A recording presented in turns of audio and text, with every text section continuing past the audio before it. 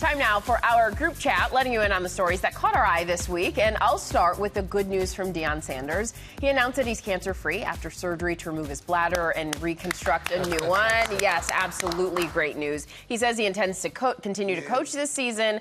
The cancer was discovered during an annual CT scan, since he has a history of blood clots in his legs. And that's what really stuck out to me, that this was discovered while checking on something completely different going on. And it's just a reminder of how proactive each of us needs to be about our health.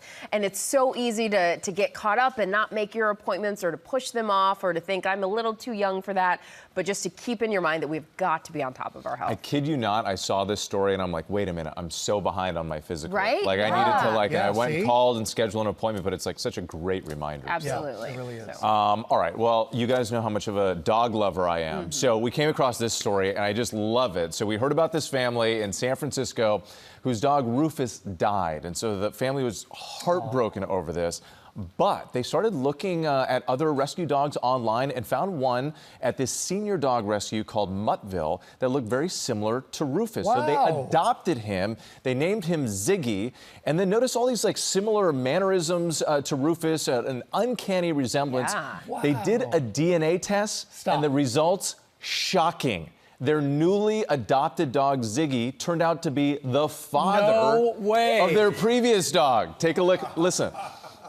Just the most amazing gift. I just have to believe that he ended up in our path for a reason. And I'm just glad that he gets to spend the rest of his time with us.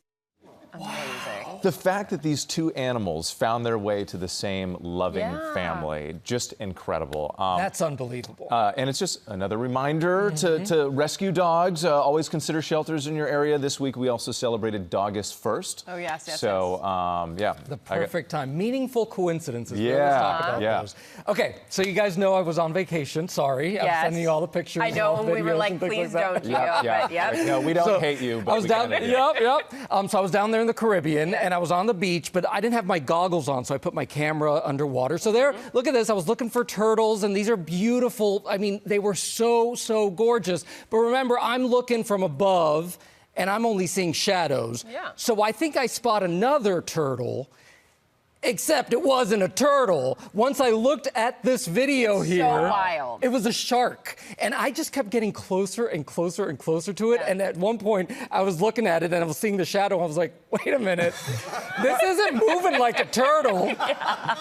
And sure enough, it wasn't until I saw that video and then sent that I was like, us. and I was getting close to it. You were just tiptoeing through the sharks. Truly. But you know what? At least we know it was like a nurse shark. It was fine. I mean, it was friendly. It became our friendly. Yeah, and we're not only jealous that you're on vacation, but that you get to take vacations without kids. And like, so you just rubbed it in our faces, Gio. Choices. No, I'm kidding. Love kids.